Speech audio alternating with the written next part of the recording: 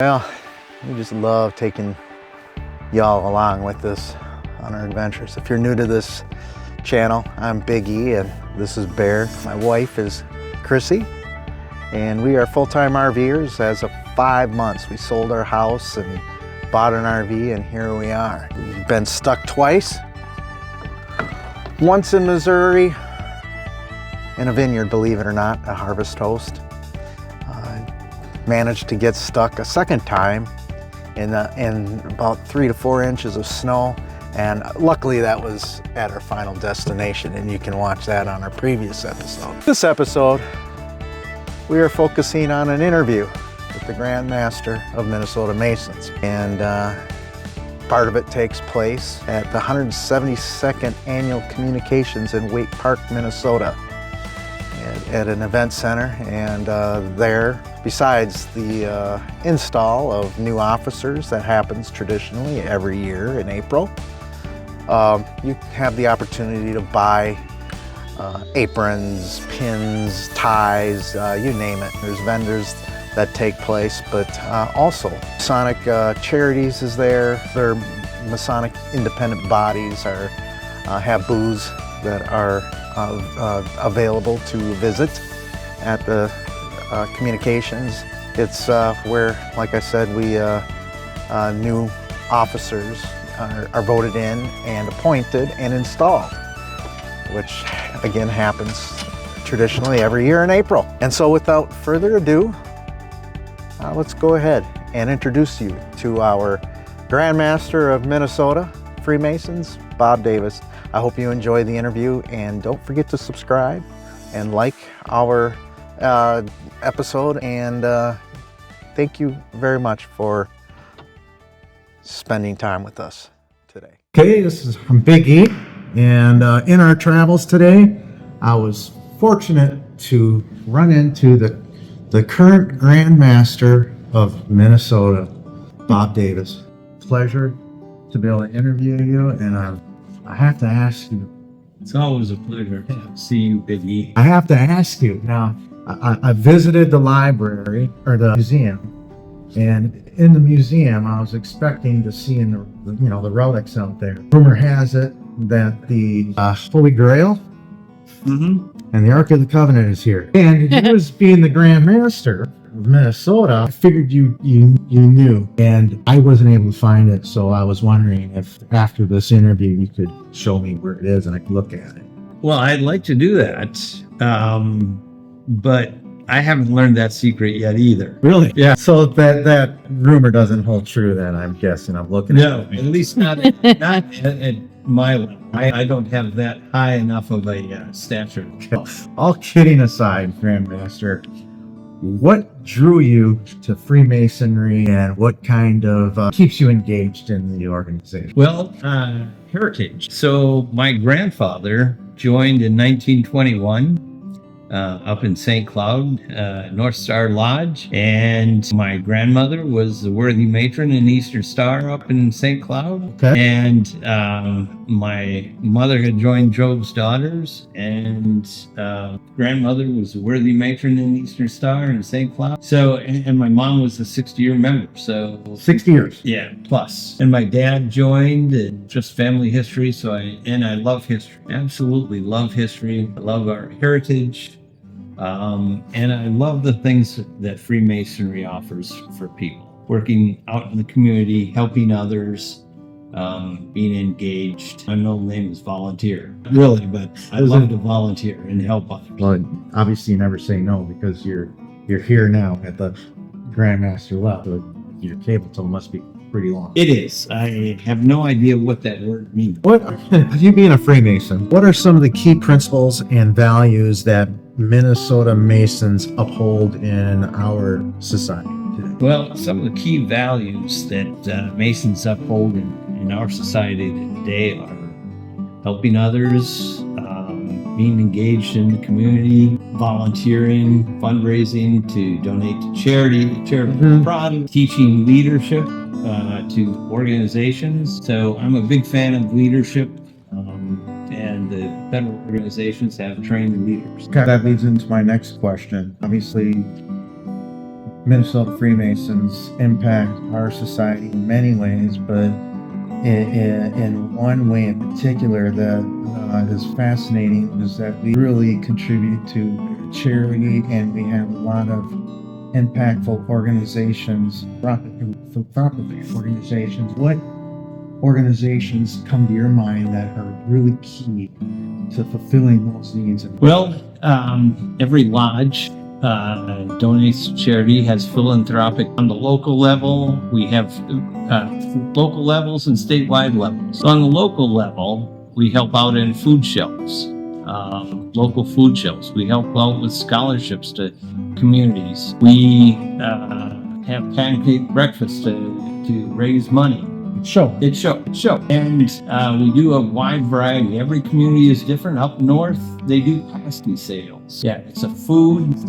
A pasty is a type of food. It's up in the Hibbing area where they have lots of people that came from other parts of the countries way back, other parts of the world way back. So that's just the thing that they do. Some people donate to their local community Memorial Day operations. It's just all over in the community that they help. Then on the state level, you have your Minnesota Masonic Charities, which has donated a lot of money to the University of Minnesota Medical School. So you can donate on a local level or a state level. And Minnesota Masonic Charities, when donate, they also have an opportunity to match those donations too. Is that correct? Correct. So when at the local lodge level, you raise money through various, it could be a bake sale or pancake breakfast or other fundraising activity. And then depending upon the amount that one raises, Minnesota Masonic Charities will match that amount. So to double the amount. In addition, escaped my mind. I had something go in and out of my mind. But no, there are lots of things that can be done. Okay. Speaking of misconceptions, so the Holy Grail is not here, and neither is the Mark of the Covenant, obviously, correct? Correct. So there are a lot of misconceptions about Freemasonry.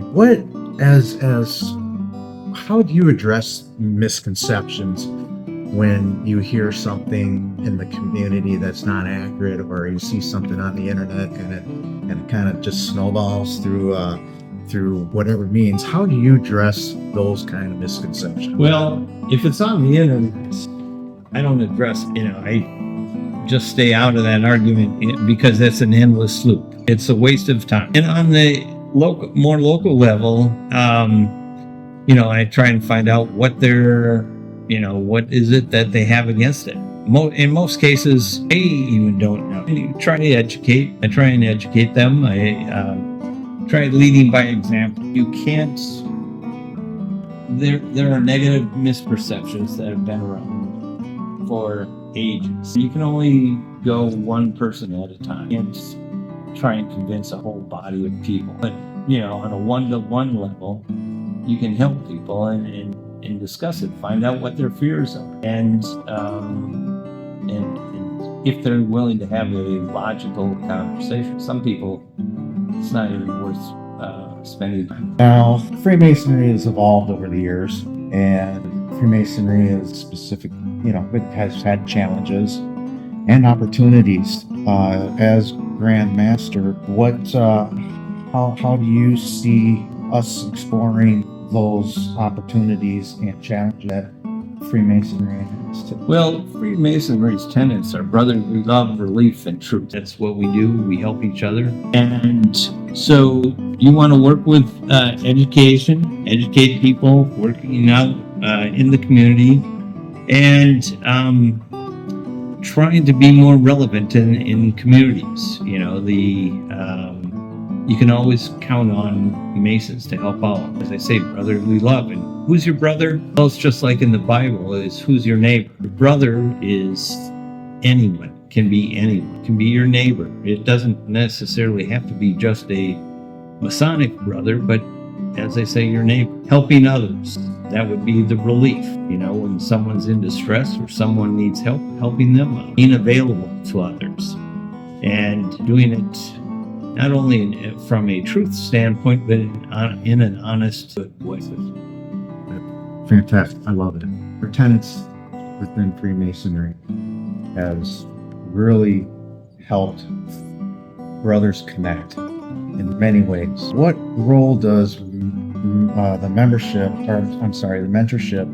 play within Minnesota Masonic Masons, and how does that benefit the mentor? So a mentor is basically a leader, someone guiding someone else, helping them out. So oftentimes, especially when we're new, we need a mentor. We need somebody who will help guide us in whatever that may be. So within Masonry, it's helping them understand the lessons of Masons. And we teach lessons through allegorical means. And so you don't have to have an official title to be a mentor. You can be just another person who says, I'm going to help out this new person. So that's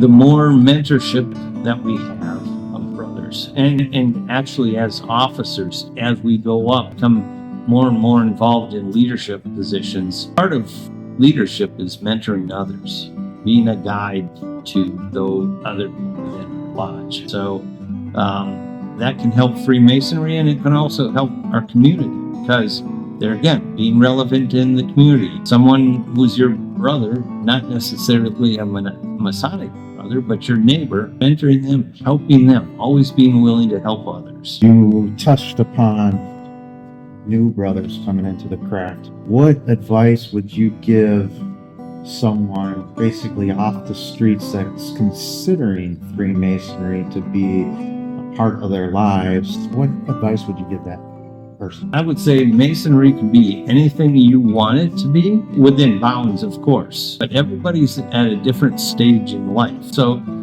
if they're coming in, initially they might be very active, or based upon their cable tow, we call it a cable tow, your time available, maybe you can only participate in 1 or 2 events per year. Maybe you can be there every meeting.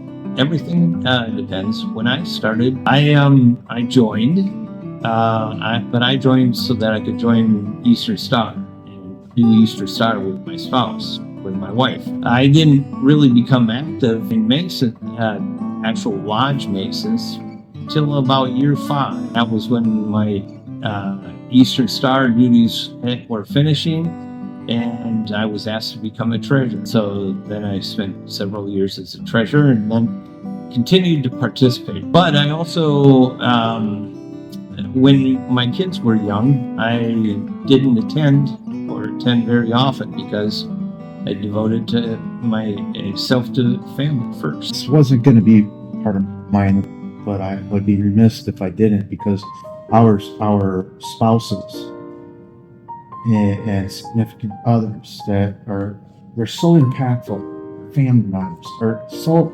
impactful for us to be good stewards of this craft. What is Eastern Star, and why is it so important? The Order of Eastern Star is an organization that was formed so that women could be a part of the Masonic family. Way back when it was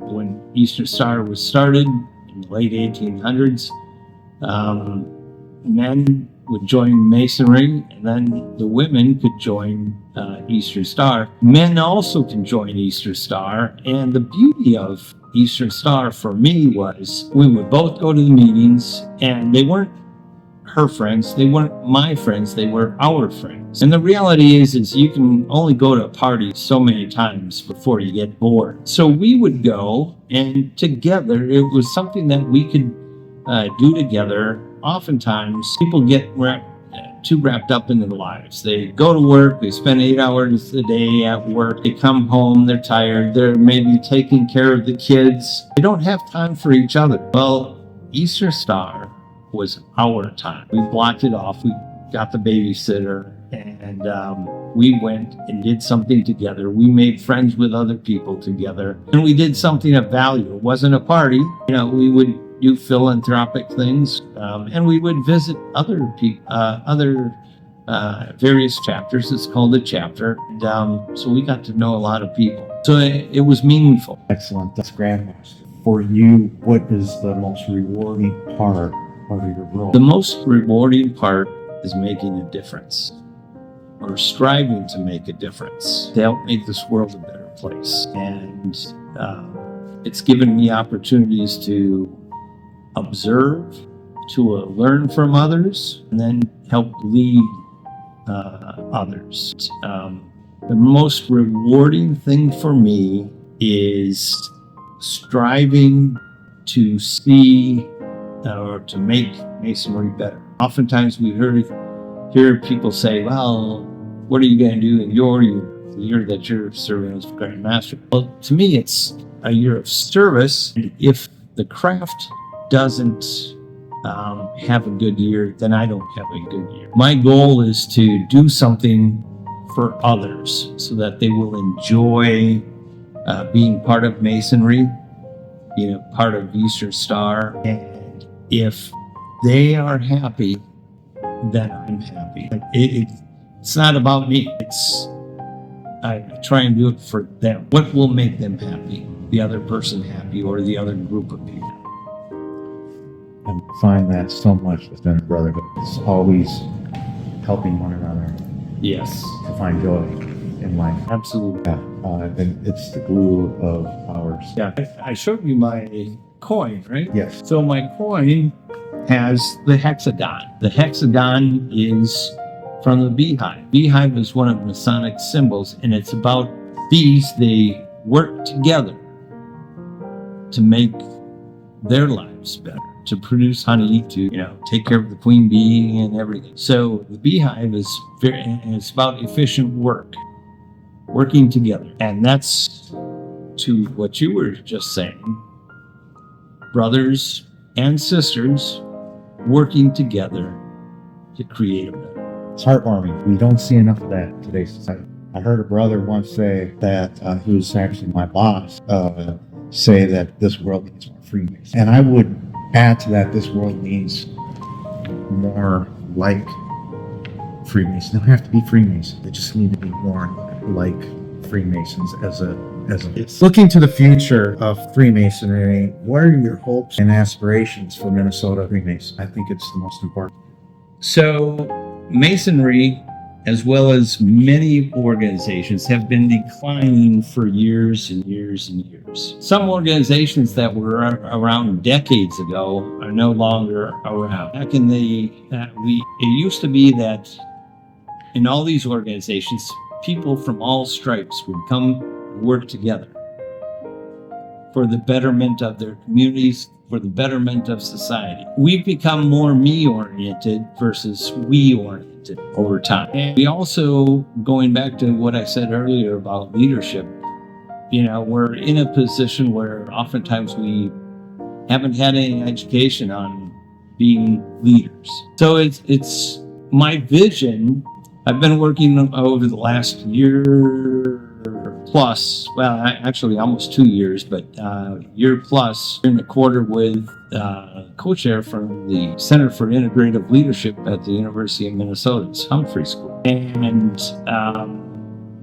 the vision would be that we worked and partnered with them. Research has shown that if organizations, volunteer organizations such as ourselves, partner with professional organizations, teaching leadership, those organizations have grown. Now, I set out, before even knowing about the Center for Integrative Leadership, I set about trying to figure out what can be done, and that's how I happened upon that. But I've actually read books about that backs that up. So That goes back to the beehive. yes, so the vision would be, right now we have a proposal for a 2-year pilot study, 5 lodges per year, doing in-depth training with the University of Minnesota, using their resources, utilizing their resources to work with community leaders,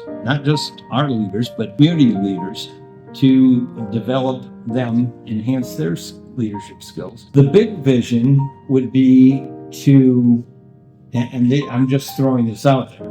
Imagine, if you will, the University of Minnesota, the Masonic Eastern Star Center for Integrative Leadership, having access to through the extension agencies to communities throughout the state of Minnesota, and them getting leadership training at the Masonic Center.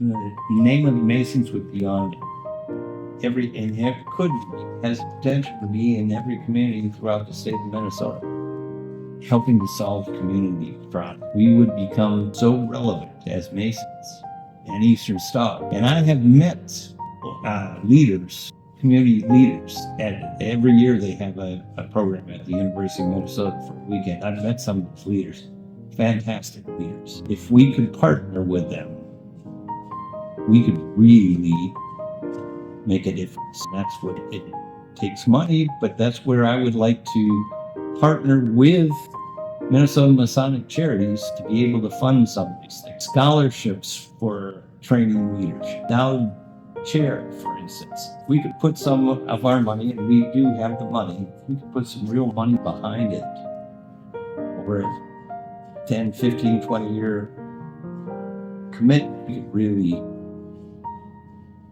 do something wonderful. There you have it, the vision of the Grand Master of Minnesota Masons. Fantastic, brother. And I know we will see your efforts throughout the year of 2025 and beyond in Freemason. It's a pleasure to have you as our Grand Master. It's a pleasure knowing you, and it's an honor to be here with you. For everybody at Big E's Buzz, this was an extraordinary interview, and I thank you very much. Thank you, Big E. All that you do. Thank you, Big E. All right. Well, folks, that was a fascinating journey into the world of Minnesota Freemasonry. But hold on, because our next adventure takes a wild turn as we trade in the compass and the square for the thrill of the hunt on our son-in-law's and daughter's farm, with young Waylon, one of our grandsons, leading the charge. As we go in search for the legendary Bigfoot, will we find proof of this elusive creature? You won't want to miss what we uncovered in the Minnesota wilderness. And by the way, if you like this episode, join us on the other 2 episodes you see on the screen. So, thank you for watching, and we'll see you next Tuesday.